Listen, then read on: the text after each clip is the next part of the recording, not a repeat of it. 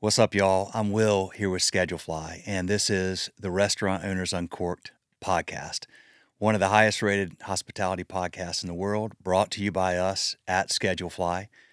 We provide a very simple web based restaurant employee scheduling software backed by legendary customer service. If you're on pencil and paper or Excel, or you're on some software with tons of bells and whistles and features you don't need or use, Schedulefly is the perfect place for you. Easy to use, point, click, and go, and we'll take great care of you. Schedulefly.com, free trial, check it out.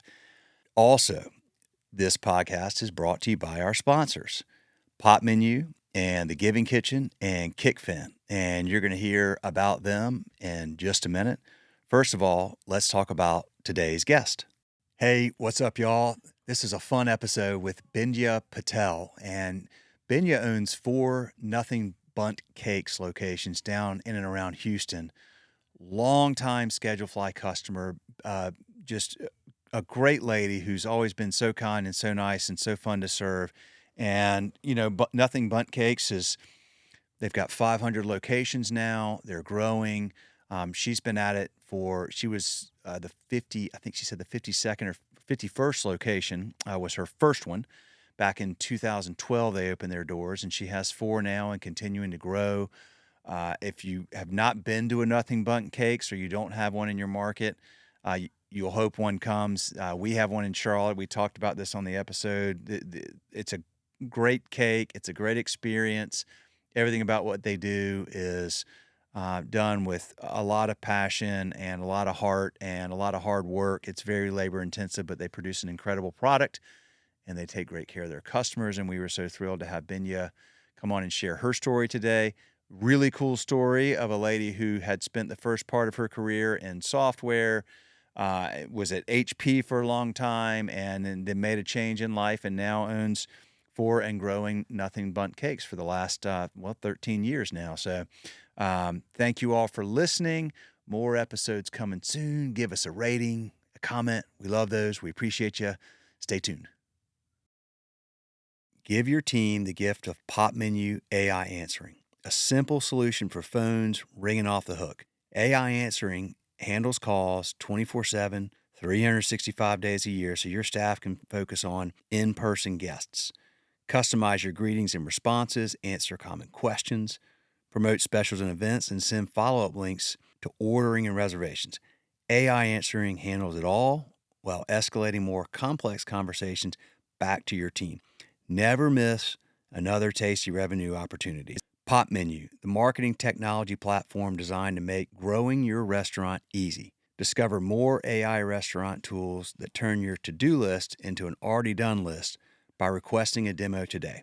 For a limited time, get $100 off your first month, plus lock in one unchanging monthly rate at popmenu.com. Go now to get $100 off your first month at popmenu.com. Be sure to tell them that Will from Restaurant Owners Uncorked podcast and Schedulefly sent you. Y'all, this is a great business. I just told you what they like me to say. I will say that we have a lot of mutual customers at Schedulefly with Pop Menu. They all agree. Great product, great customer service, great results. Check them out, popmenu.com. This episode is also brought to you by The Giving Kitchen. Giving Kitchen provides emergency assistance for food service workers through financial support and a network of community resources. Since its inception in 2013, Giving Kitchen has served over 15,000 food service workers and awarded over $10.5 million to food service workers in crisis. If you or someone you know is a food service worker in crisis, please ask for help. thegivingkitchen.org, and again, that's thegivingkitchen.org. Y'all, this is a phenomenal organization. Jen, the founder, has been on this podcast. Jen Heidinger Kendrick, check out that episode to hear their full story. But if you know somebody or you need help, go to thegivingkitchen.org. Incredible, incredible organization and very responsive and has a wonderful mission. Check them out. We are officially recording. We are live. I am so excited to talk to you today. Bindya, will you please introduce yourself? Sure. I'm Bindya Patel, and I am in the Houston area, and I'm owner of 4 locations for Nothing Bundt Cakes. All right. I got to tell you, before we get into all this, my family is a big Nothing Bundt Cakes fan as a family. Because we like that you can go and get these like individual size cakes for everybody. And it particularly comes in handy because my wife is, she can't have gluten, and you've got a gluten-free one, and and there's one not far from our house. So we're like, that's basically every family. Other than my birthday, they always make me banana pudding because I like banana pudding. But other than that, every other birthday we have, it's like a Nothing But Cakes affair every time. Y'all have an awesome, simple product, great tasting, just very well done, happy people, easy to do business with. It warms my heart to hear that. It's well, we put so much effort into baking these cakes. Our everything is baked, frosted, and handcrafted at our bakery. Everything is Yeah. made from scratch. So there is no ready-made product that we just pipe frosting on top of it. So it really warms our heart to hear fans like yourself who love our product. Bindya, so you've already mentioned warming your heart, which tells me you've got a hospitality gene. I've been doing this long enough. I've done enough conversations. We've done over 500 episodes, and that tells me, just using that language alone tells me that you are somebody who wants to you focus on others, you try to make an experience memorable and rewarding for people, and that gives you joy. So that's very clear. That's all you needed to say. That tells me a lot. I want to know how you got into this world of hospitality. Like, what's your story? What was your background, and how did you get dialed in with Nothing Bundt Cakes? So I am a software engineer by education, and I started my career around 1987. We lived in Ohio, started working for computer companies, and eventually moved to the Houston area. And I worked for a mid-sized company.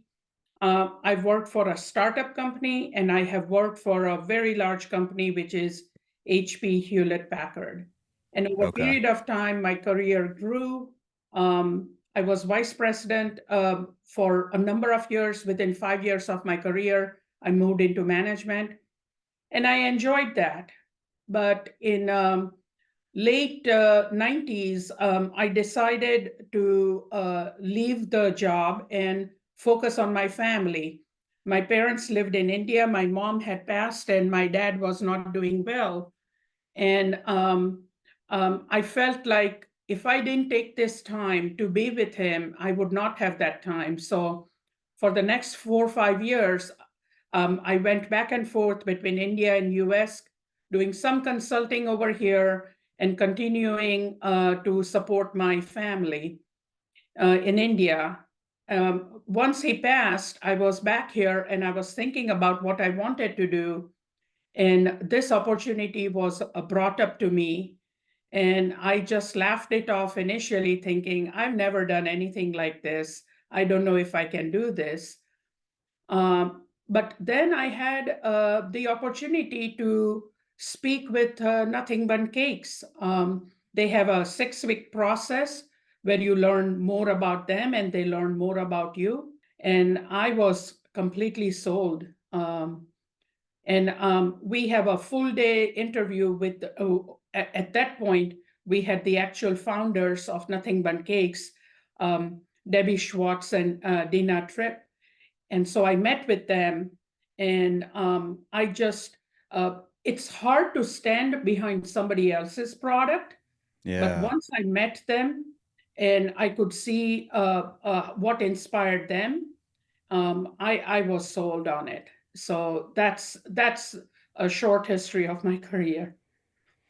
What an interesting turn of events. So when I talked to Todd Gallinek and I told him that I was going to be, speaking to you, it's like, dude, she is brilliant. Like, she had this background. She was, he was kind of tell me a little bit. That's why I wanted to ask about your background. Uh, so, I mean, this is so interesting to me because you're using sort of one side of your brain, if you will, to write software and develop software and what you were doing, in your previous career, and you're using sort of maybe a different. I mean, I know it all overlaps, and you're probably really good at um, operations and execution and everything, but clearly I'm hearing a lot of these very emotional terms of warming your heart and getting behind somebody else's, falling in love with somebody else's product. How did you like? Why didn't you just go back into what you were doing when you, how,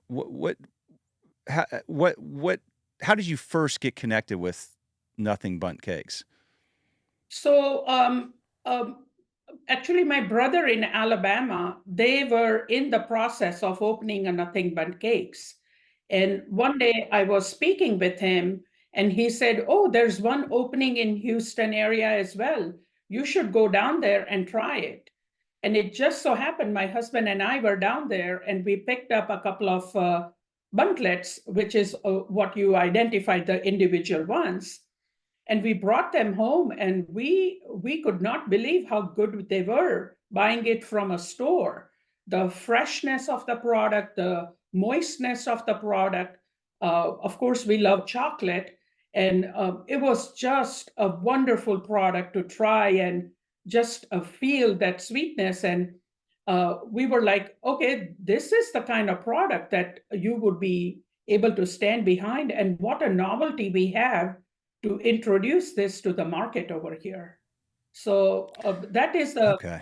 that was the initial way I got introduced to it.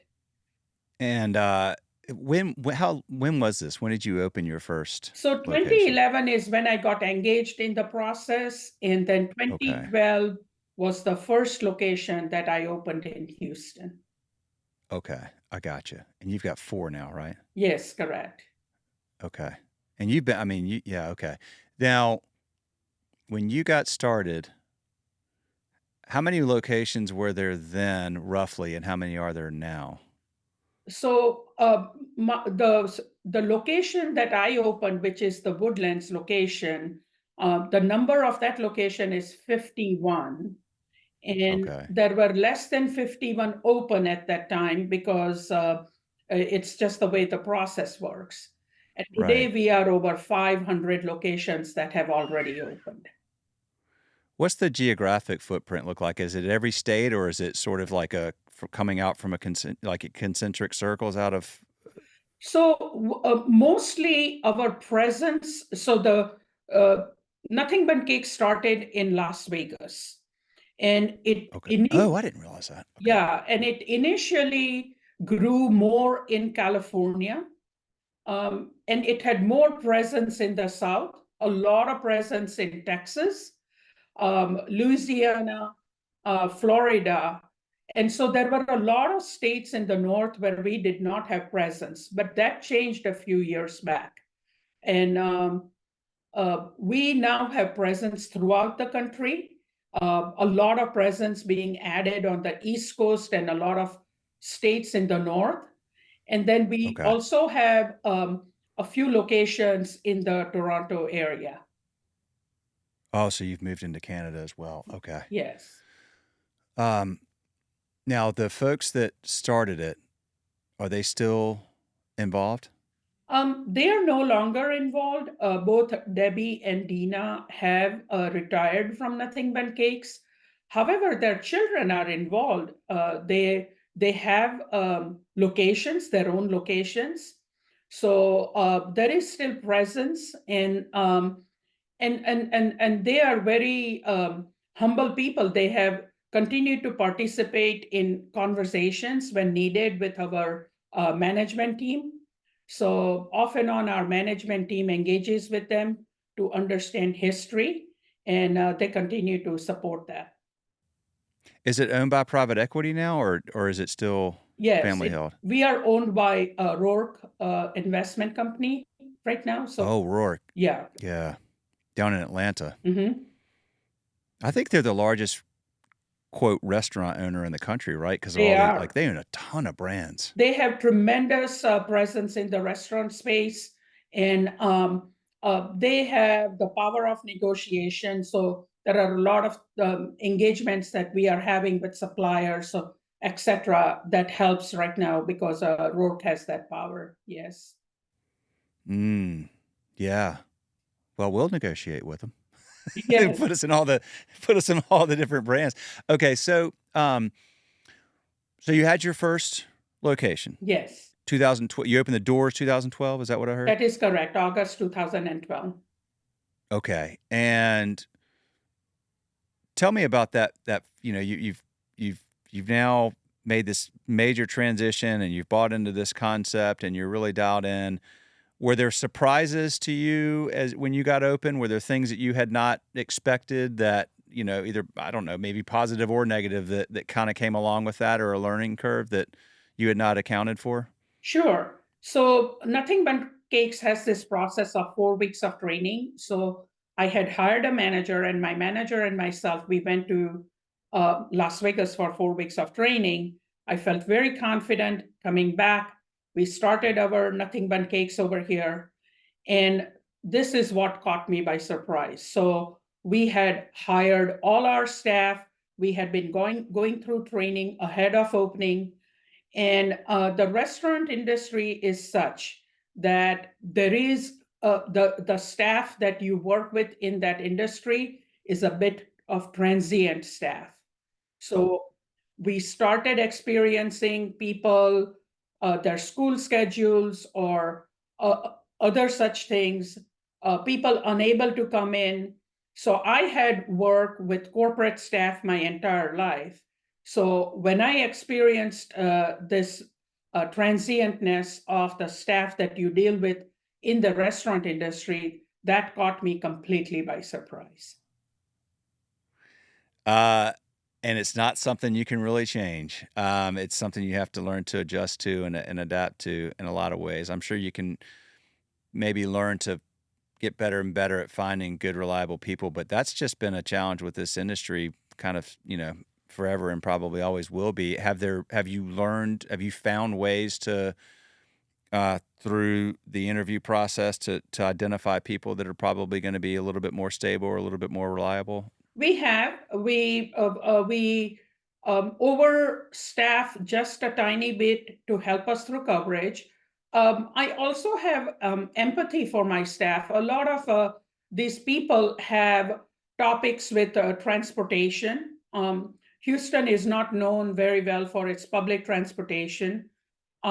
So there are a lot of topics that these people have. So it actually changed my perspective. Initially, I was a little upset saying these people are just not very good at being reliable. But over a period of time, as you learn more of the topics of what they have to go through, you become more empathetic to their situation, and you understand that better. So we added a lot of flexibility.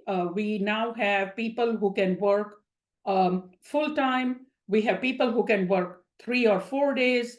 We have people who can work only the afternoon shifts. We are now open on Sundays, so we have people who can work only Friday, Saturday, Sunday. So we added a lot more flexibility as we learned more about how the people's availability, and that has helped us a lot. Yes. So tell me about going from you had one, and then when did you open your second location? So we opened the second one in 2014. Couple years later. Okay. Now, did you sign like a long-term agreement to open X number of locations in a certain amount of time, or? Yes, when I signed up, I targeted 3 locations within the next 3 years. Okay, so you did like 12, 14, And 15. 15, 15, and Mhm. then okay. Got it. Um, that had to be a bit of a learning curve too, going from just the one to the second and now the third, and kind of you had to have brought in some, I would imagine, some really good people to help you delegate management and just making sure all these things are running well every given day. For sure. It was a tremendous learning curve. And You're absolutely correct. I cannot do this. It is really my staff. We have bakery managers. We have multi-bakery managers. We internally grow a lot of our staff to be certified trainers. We have shift leaders. Um, and so we empower our staff constantly to allow them to grow internally and also to help us because managing this bakery is very tedious. It's our product is very labor intensive, so it takes a lot to get it right, and we grow our people all the time. We give them opportunity to grow all the time. Well, and now you have 4, and I'm assuming, do you plan to continue to grow? Yes, that continues to remain the plan. Well, that's awesome, Bindya, because then look, good people wanna grow, right? They wanna have opportunities to grow, and if you're growing your business, then you're able to give more and more opportunities to people that then keeps them on your team, keeps them excited, keeps them challenged, and the consistency of that just winds up making a better product and experience for the customer when you have that kind of consistency and people that are challenged. And part of the wonderful things about that growth is that you get to say, look, now you get to step up. That is right. I think a lot of people are looking at once they master the craft of what they were hired, they are looking for different opportunities, more opportunities. We have a few people who are very happy. We have a froster that has been with us for over 9 years. She frosts our cakes. She does a phenomenal job. She loves being in that position, but a lot of other people are looking to do more and different, and luckily we do have that opportunity to give to them. All right, y'all, it is time for a little mid-episode break. We're going to talk about Kickfin. Thousands of restaurants, bars, and breweries use Kickfin to tip out their employees instantly. No cash required.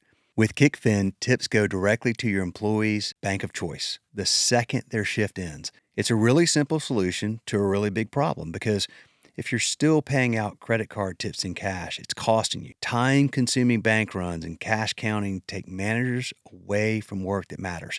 Cash is hard to track, which leads to accounting headaches, and it creates the perfect opportunity for theft, human error, and compliance issues. Bottom line, there's never been an instant secure way to pay out tips until Kickfin. It's an easy-to-use software that sends real-time, cashless tip payouts straight to your employees' bank accounts 24/7, 365. Kickfin gives managers hours back in their day, makes reporting a breeze, and protects your business from risk.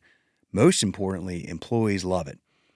Restaurants can have Kickfin up and running overnight. Employees can enroll in seconds. No hardware, no contracts, no setup fees. Visit kickfin.com for a personalized demo. See how restaurants across the country are digitizing tips with Kickfin. All right, that's what they asked me to say, so I say it, and it tells the story very well, but I like to add this in. We referred a customer that we know and love very well, Sup Dogs, to Kickfin. Sup Dogs has been a customer for a super long time. Trust them very much with their opinion on these types of tools. They started using Kickfin. I asked Brett, the owner, recently how it's going. He said, Kickfin is perfect. It's going great. Exactly what we were hoping for. So there you go. Kickfin.com, y'all. Check them out.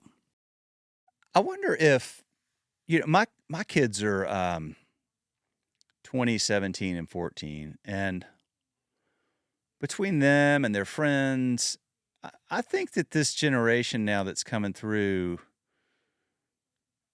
I'm really interested to see how this plays out, but I feel like a lot of them are very hesitant to get into corporate America.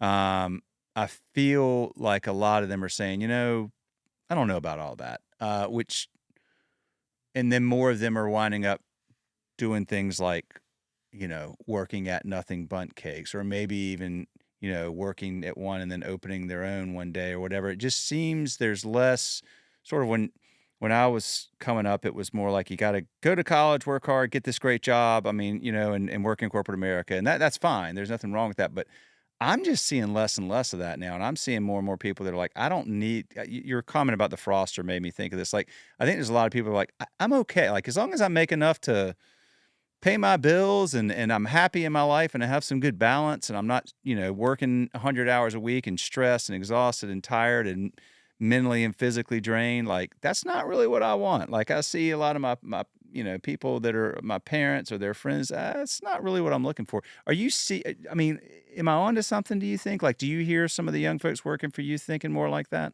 I think you hit on the right word, balance.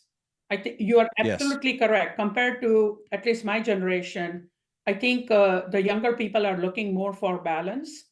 They are willing to work very hard, but Yeah. they also want their time off. So when they are Yeah. off, when they want to go on vacation, they want that time off. I do believe that even in corporate America, there are select companies that recognize that, and Yeah. they are starting to offer that flexibility to people. There is definitely, while we hear that a lot of people are required to go back into offices to work, I'm also hearing some companies are allowing people to work from home. And then Yep. they are also extending the amount of time off that these people can take. But you are correct. I think the people that we work with, we are always asking people, do you want to pick up more shifts?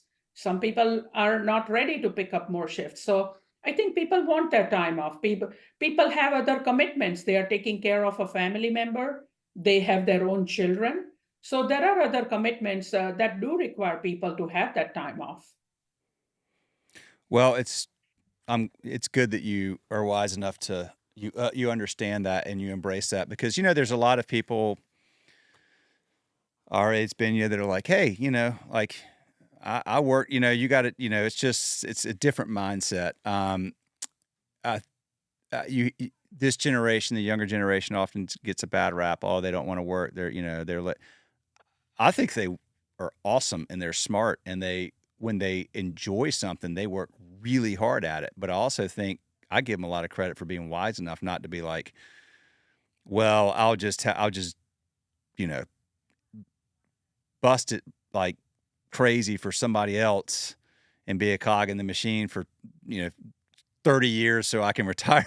Like a lot of people are just like, no, that's not what I want. And I don't care if I'm willing, I'm willing to make sacrifices or whatever. But the good thing is, if you really are not myopic and you think about the long play here, is it pays to find ways to enable them to have that balance because then they're happy, they're getting what they want. When they're there, they're working hard for you. And then you don't have people that are burned out and quitting because they're having to work too hard. And if you can reduce turnover and keep a happy team and give them the opportunity to do something they enjoy, but also have a life, then doesn't that mean that you've got more consistency with your workforce, which ultimately that all benefits the customer in Sure. so many ways. Yep. Um, so your, by the way, you mentioned it was your cousin in Alabama, that was buying one. So this is amazing timing because you were telling me about Deepin, and I'm actually going to meet with Deepin at Super Chicks here in Charlotte at 4:00 today. And so that connection came through you. So thank you for that. We're gonna, I talked to Todd after I spoke with you, and I'm going to meet with Deepin, and I'm looking forward to catching up with him. So it's actually Deepin's dad, who is my brother in Alabama. And Okay, that's and okay. he Got it. introduced me to Nothing But Cakes. Yes. Okay, I got it. I got it. Okay, so then tell me. Okay, so what is um, Nothing Bundt Cakes? You've got if you're there's a lot of people nowadays. Number one, there's a lot of people that are looking to invest into franchise concepts. Nothing Bundt Cakes is a very well known brand. I'm guessing that the upfront investment is I'm sure it's significant, but it's not like some big full service type brand where you've got like 100 employees and all this kind of stuff. So it's probably a reasonable upfront investment. You have a product that is excellent. You have a unique value proposition, I would imagine. Like, I mean, am I hitting on some of the selling points? I'm just thinking through, like, if somebody's looking, if they come to you and they say, hey, I'm thinking about opening Nothing Bundt Cakes, I'm also thinking about some other brands. Like, what are the main things you would tell somebody that's interested in considering being a franchisee at Nothing Bundt Cakes? I think you hit on several points, but this is the way I explain to, even when I'm interviewing management candidates, I said, there are two things that we have to do excellent. First and foremost, uh, we make our product, we frost our product, we handcraft our product, we package our product. Everything is done in-house. It has to be the best product. And second is we have to provide excellent service. That's your second differentiator in the market is our service has to be, people have to be bowled over. So to give you an example, we use a company called SMG, through which our guests survey us on how they felt the service and the product was. And our company average is over 92%.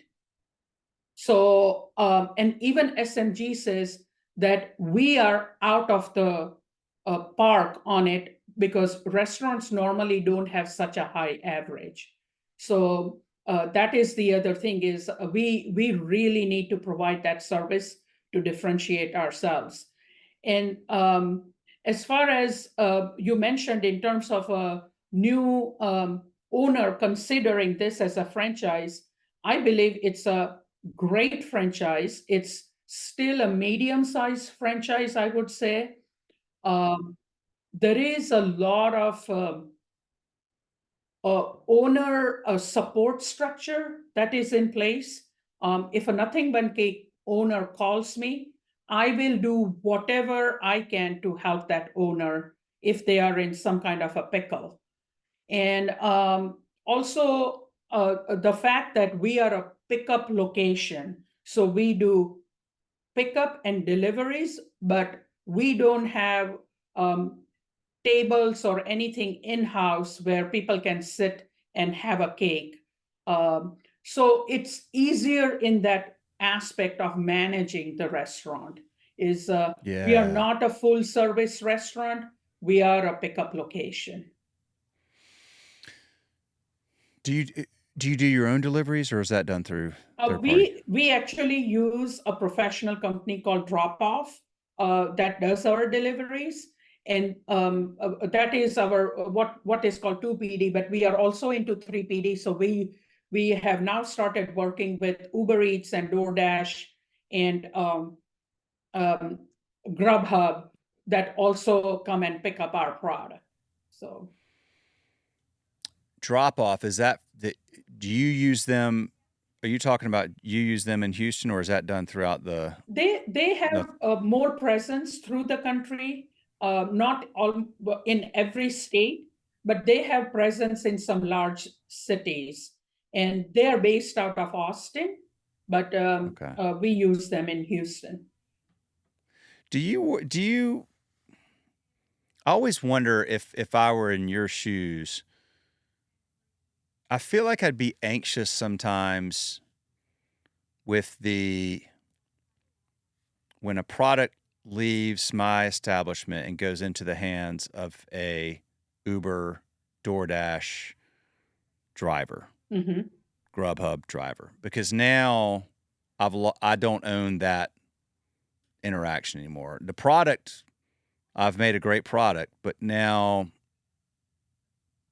my interaction with the customer is through that brand and that company, which I have no control over the type of people that are doing that and whether they're going to take like smile for the customer and maybe that doesn't matter, but I'm wondering, like, I always wonder about that. I feel like if I were handing over something to some other company, I'd be anxious.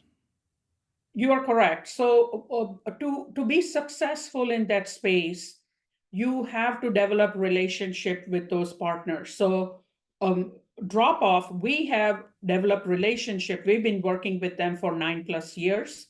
Um, Yeah. in their they train their staff that we are a cake company, that our packaging has to be very special. So the Mm-hmm. cake is not damaged in any sense at all. It should look exactly like how it left our bakery. So we review the product with the driver before we close our boxes and seal them and put them in bags, handle bags. So they are transferred in a seamless manner to the guest.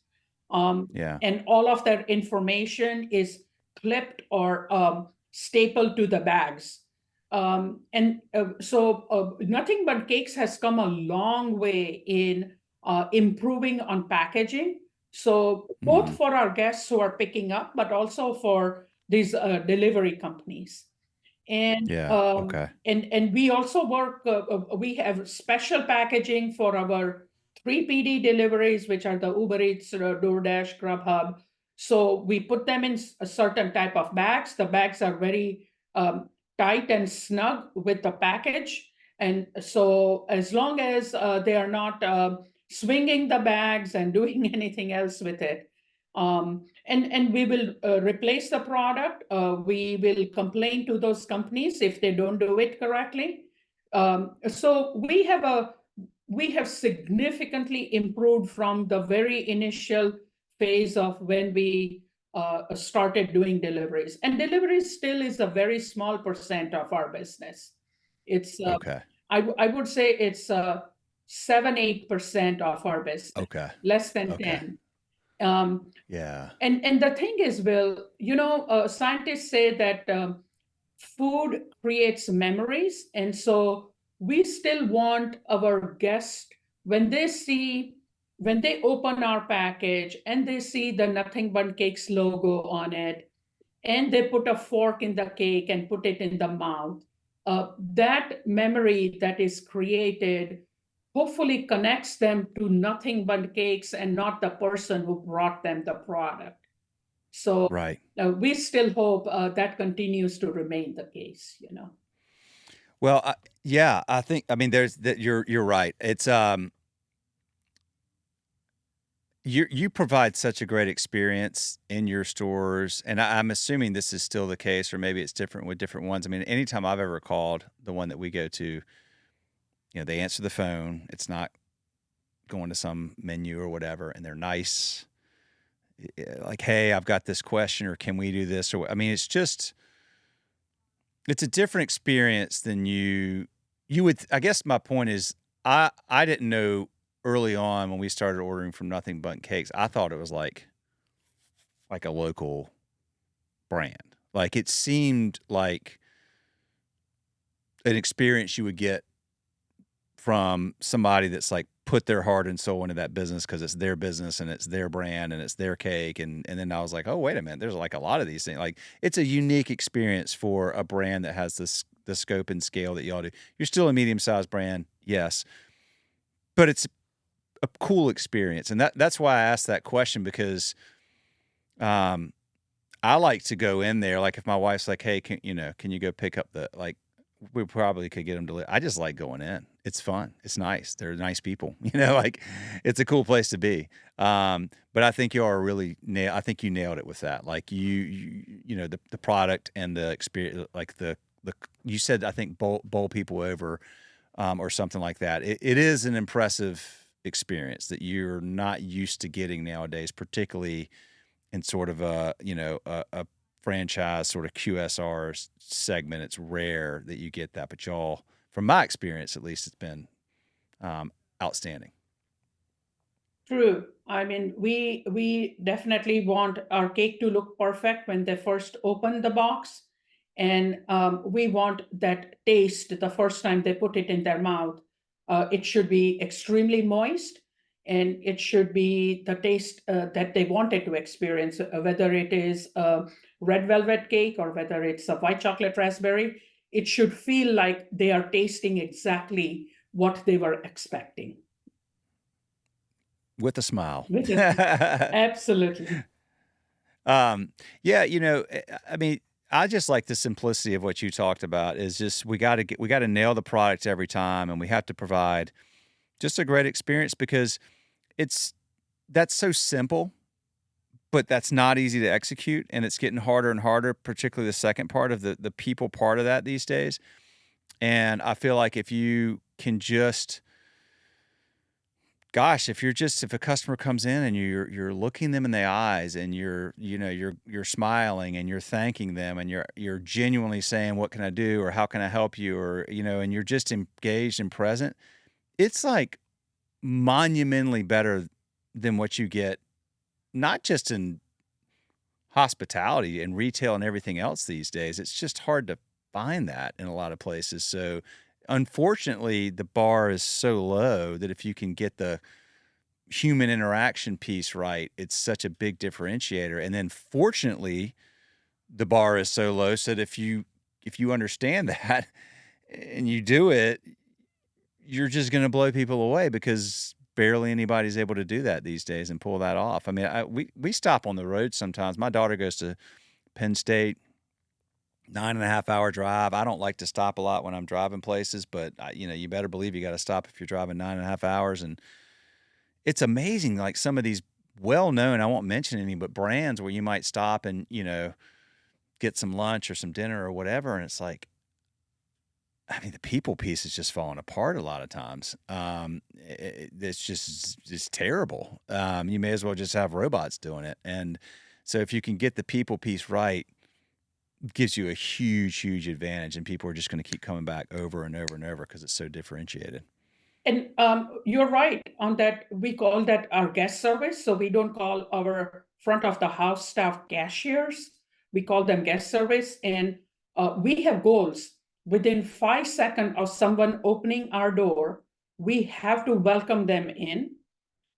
We ask all of our staff to come from behind the counter, meet with the guest, and ask them the question, what brings you in here today? So we can start a conversation with them.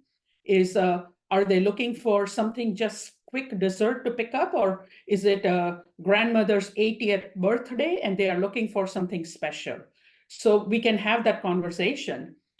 We ask our guests to sign up to our e-club so that they can keep getting updates, because we are now providing newer opportunities of gluten-free, so people can see when that's coming.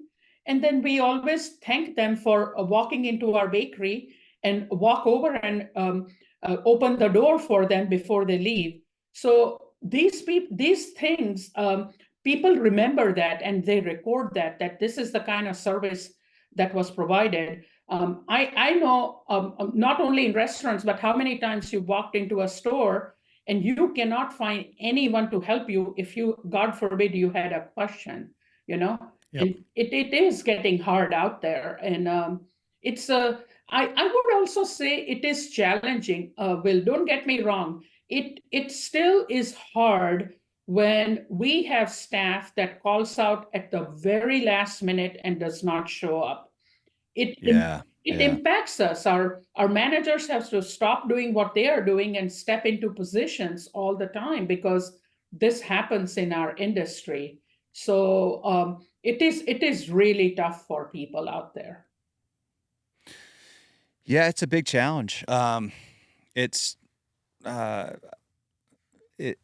that seems to be the case from um, Texas to California to New York, wherever. All the customers I talk to these days, that's the other side of that, having balance and everything, is just you also have to have accountability and be responsible for, you know, recognizing that if you're going to call out last minute, that hurts the business, and it hurts your team, and it's not just you because you decided whatever. It has a big trickle down effect, but a lot of people, they're not thinking that way. Well, what else, Benya? Is there anything we haven't talked about that we should talk about? So you're going to continue to grow there. You clearly love what you do. I can see it on your face and hear it on your voice. Um, I should thank you because you've been a very long time Schedule Fly customer, and you had so many nice things to say about us when we talked. So we appreciate you and your team very much. I want to say how important schedule fly is to our business. I don't know if I have said it enough. I want to write it in an email and send it to you. It is Okay. Yeah. truly, it is truly a glue that allows us to connect our 4 locations. We have visibility onto all those 4 locations at the same time. It is a tool for all of our 70 plus staff. So they have employee documents that they can always look at 24 hours a day. We see employees logging in the middle of the night. You know how this generation is. They are up Yep. awake late at night.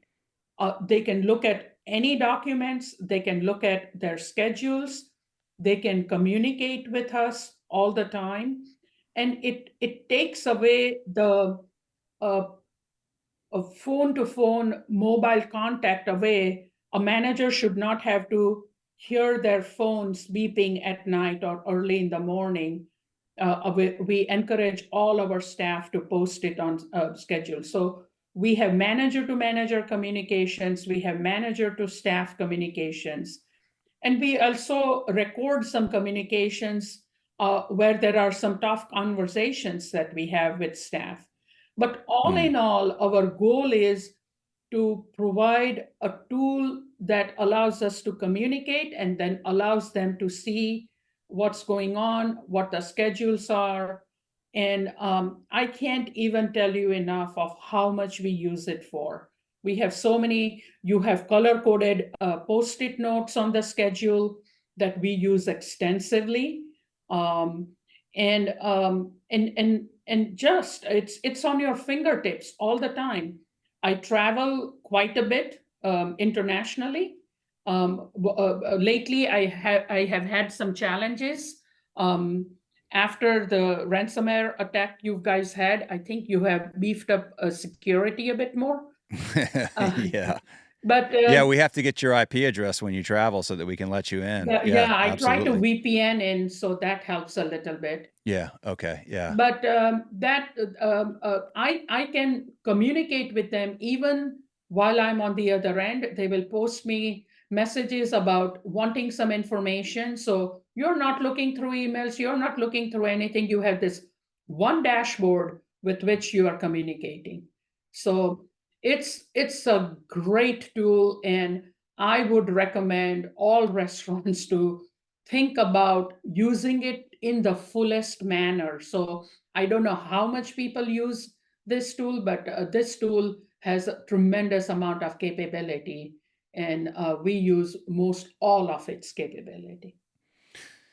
Yeah, I think that we probably, I think there's a lot of people that don't even realize all the other, like you use the documents. I think a lot of our customers don't, they just go in, they create a schedule, they post it, maybe they do a couple other things, but posting documents or using fly notes or putting employee notes in there, or there's just, being able to send a text to all 70 employees with a click of a button, and unlimited, no extra cost and all that. There's a lot of stuff in there that we probably should do a better job of just creating awareness with our customers. 'Cause I don't think they don't understand that. Y'all use it very well. Like I can go in there, I'll look and see, and you're kind of like fully leveraging the tool. Well, yeah. Listen, we try to do what you talked about, Bindya, which is a simple product executed reliably well every day and a great experience, so that if you have a question or you need something, you're either like you're going to get an email right back, or you're going to call my cell phone and get, like we want to be like, that's our model, right? Like we want to treat our customers the way y'all treat your customers, which is reliable, executed well every day, easy to do business with, and great experience interacting with the people, so that you remember it and you say, wow, that was different than what I would expect, and that's our goal. And we appreciate you because you've been using us for a very long time. And I thank you for that. We all thank you for that. And thank you for the reliability. I'll tell you what, I lose power. I sometimes don't have access to my email. Sometimes our internet goes away. But guess what? I have almost never experienced where I cannot log into Schedulefly. And the second thing that you mentioned is your staff is tremendous at response. So we will once in a while we'll post something that we don't understand or something happened, including invoices. We just see a message posted about billing and we take care of it. I mean, it you guys do such a phenomenal job at both those things, and we truly appreciate that. And it is very affordable, Will. For the service you provide, this tool is very, very affordable. Yeah, it's fun. We've never raised our prices since 2007. It's the exact same pricing model. We've never. That's the one thing you're not paying more for after COVID. It's Yes, Schedulefly. true, true. So, well, listen, I appreciate you. We're proud to serve you. We're proud to have this opportunity to do this episode, and I will. I'll be seeing Deepan in just like a few hours, so I'll tell him hello for you, and I appreciate that connection. And maybe one day, I do know about Rourke. I'm actually I'm gonna try. My goal is to get somebody there in Atlanta to meet with me one day, because we have like customers at all of the brands, all of them. Every single brand that Rourke owns, we have some number of Schedulefly customers. So my goal is to get up there and say, look, we can serve all of them, in a very inexpensive and high level of service way. So we'll see. A guy can dream. Sure. Well, if you put any kind of material out and you want a reference, please contact me. I would love to write a reference for you. I'll do that. I'll probably get you to write something that I can use to. Yeah, I will. I appreciate that very much. Thank you. Well, I've talked to you before. It's nice to see you. I appreciate the time. Please tell your team hello. We love y'all. We're proud to serve you. And, you've got my cell, but that goes for anybody there that needs anything anytime. You call me, you text me. I'm your guy. We'll take care of you.